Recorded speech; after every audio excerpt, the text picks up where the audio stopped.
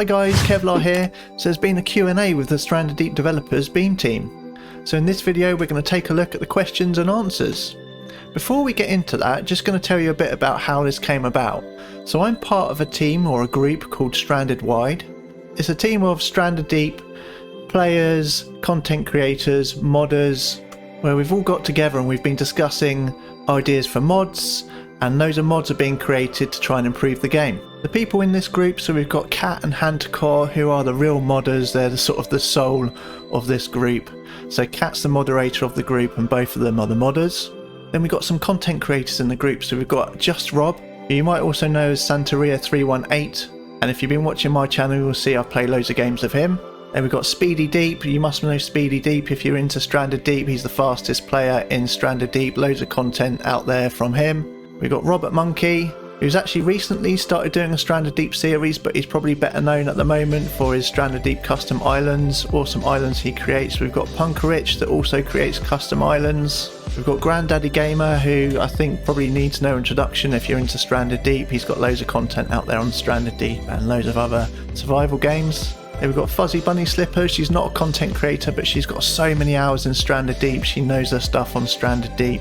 And if you do watch Just Rob, there's some very amusing videos where he plays with Fuzzy Bunny quite a lot. So that's the group. So as I say, basically it's Hantacore and Kat doing all the modding, then the rest of us are there to give ideas, discuss the mods, help test the mods and things like that. Now, you know, I can't take any credit for any of these mods that have come out because I'm really sort of taking a bit of a back seat on this. I've been absolutely no help to the group at all, but I'm there. So yeah, credit to the rest of the guys, definitely. And so coming back to Rob, it's Rob that has organised this Q&A with the Beam team. He got together a list of questions that he thought would be good to ask Beam team, shared it with us in the Stranded Wide team. We all gave a little bit of input for some questions to add as well. And yeah, he got in touch with Beam team and they've responded.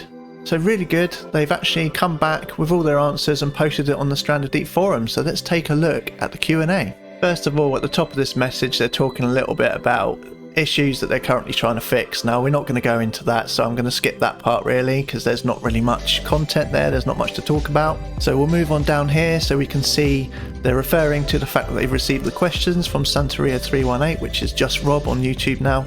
Now there's a total of 19 questions, so there's actually quite a lot to go through here, so I'm not going to go through them one by one. I'm going to pick some of my favourite questions so we can share, but I'll put a link to the forum in the description, and also Just Rob because he organised this and most of the questions are his.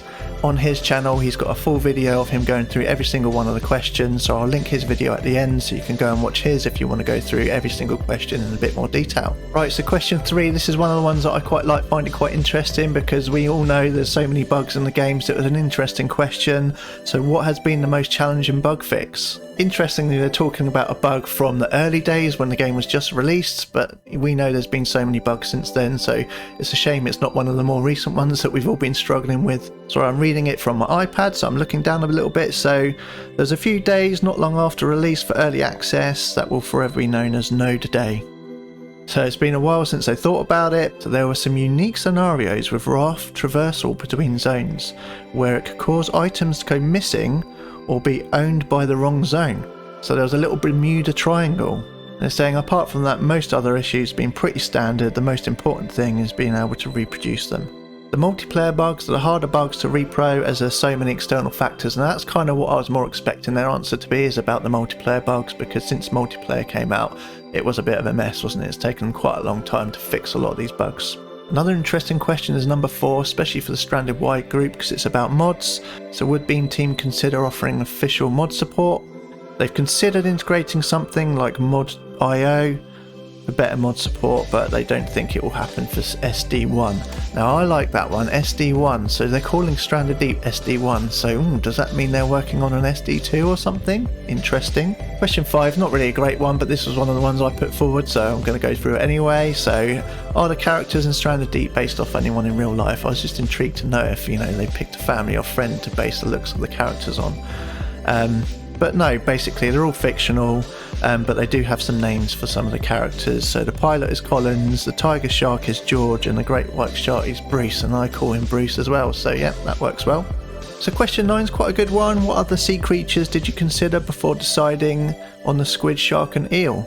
So they did workshop another idea for another environment where a bear would be included, so a bear stuck on a beach cargo ship, so that would have been quite interesting. But yeah, the scope of environment was out of reach at the time. Fair enough. Question 10, quite a good one. So I've read that this is Beam Team's first game, is it true? If yes, did Stranded Deep meet or exceed your expectations? I think this is a really good question. And yeah, it sure is, so it's definitely their first game. It's a hard question and one they've been reflecting on a lot. Did it meet every one of their expectations? Probably not. The scope and potential of what the game could be is huge and open-ended, but it was also only intended to be a first project for us, something to get our feet wet, learn more from and grow, and we've definitely done that. It has far exceeded any expectations we ever had, the way that the community has supported us. I can't wait to take everything we've learned onto the next project. I quite like this one because I kind of agree, it's their first game and I love the game, a lot of people love the game, we've got a great community, so I'm glad that they mentioned that. And yeah, I think they've taken it quite a long way for their first project. I know we all complain about the bugs and things like that, but you know, it's probably the game I've put my most hours into, so I like the game, it's really served me well. But yeah, interesting to see what their next project is, so they're going to put everything they've learned into the next project, which is great. Question 12 is a good one. What is the biggest challenge you've faced when designing Stranded Deep? So easily, the biggest challenge was making a game with no obvious enemies, enemy tribes, etc. And that was deliberate by design, but I think it's one of the biggest polarizing elements of the game, and the game can be viewed as better or worse depending on what you like. True, I mean I like it as it is, without tribes people and things like that. I think it's pretty good, but yeah, I can kind of see what they're getting at there. Right, question 13. If you could go back in time and change one mistake that was made, what would it be? Interesting one. As a fresh team, we've made so many mistakes along the way. Nice that they actually refer to that, because yeah, I think a lot of people complain about the bugs and things like that, and you know, they acknowledge it, they know that they've had some struggles.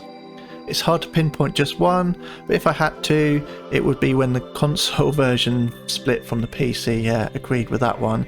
It's made consolidating changes and bug fixes across the different platforms more time consuming and difficult than it needs to be. It's manageable, but we definitely won't make this mistake next time. Yeah, I think that makes sense. I can, you know, I'm not a developer, but I can understand that. I guess they've now got it on two separate platforms and they're trying to fix all these bugs, and they did it really early on when the game was not complete, not ready. But yeah, I guess they're having to do double the work to get both versions up to standard. Good question, number 14. What's next? A sequel? A new title? So they can't say at the moment, but it could be either. They've got some general ideas and concepts for sequels and a new IP. I'd like to work on something with a different setting. So we know they're working on something, which is cool. They've got some ideas, so that's cool. Question 15. Is the endless plane crash loop really the end? There are many theories that the end of Stranded Deep could be the beginning of a sequel. Yeah, a lot of people complain about the ending of the game and think it's really rubbish. So yeah, they say the original idea was for this event to tie into future games and repeat, so that's interesting. So they did have an idea for it. A bit like Groundhog Day. As the world's unluckiest survivor, you would escape from one scenario only to crash into the next. For now, we've left it as a plane crash paradox. Okay, at least we got a bit of an answer to that one. Question 16, another question about what they're planning to develop, which is quite a good idea. So is the Beam team planning on developing another completely different game from Stranded Deep? If so, any hints on what timeline and platform it will be developed for? So we've had a great experience developing for the major platforms. It's been very valuable working with first parties and getting familiar with the different platform requirements, submission processes, etc. I think we will develop the next title for these platforms again, and now we have a much better understanding of the limitations for each. No timelines or hints yet. So yeah, that one they haven't really answered the question too much. They've focused more on what platforms they'll be working with, but not really any hints on what sort of game they might be working on next or timelines. Last one we'll go through in this video today is question 18. What was the inspiration for Stranded Deep? Was the movie Castaway in your mind before developing started, or was it a clever afterthought? So Ben, one of Beam Team, created an initial concept of surviving on a raft in a scary scenario which was released to Steam Greenlight. From there it grew and changed and took more inspiration from the island theme. Castaway was always a big inspiration. So yeah, not to keep this video too long, I'm going to leave it there. So we've gone through a few of the main questions I think are the good ones to read out there, but do go and have a look at yourself at the forum, have a look at the other questions and answers, they're quite interesting. Go and check out Rob's video where he's going to go through these probably in a lot more detail than I have. He'll probably give his opinions a bit more because, like I say, this was his project organising this and discussing this with Beam Team. So well done, Rob, and thanks very much for that on behalf of us and the whole community, because I think it's really good that we've actually had some, I guess, community questions going to Beam Team and actually getting answers from, because most of the posts we see on the Stranded Deep forum from Beam Team are just them sharing some information about what they've just done, what bugs there are, what bug fixes they've done, and there's not really any two-way communication there. So I think this is great, and it's probably the first time we've really had a nice list of questions going to the team and coming back with some answers. And it is nice to talk about something else, find a little bit more about the team and their ideas and what sort of made them do this game and stuff like that, rather than always talking about when is this bug being fixed, when's this going to happen, when's that going to happen. So yeah, I think it's great and really appreciate they actually responded to this, and I think they actually responded to it fairly quickly, which is really cool. So yeah, that's it from me. Thanks for watching, and I'll catch you in the next video. Cheers.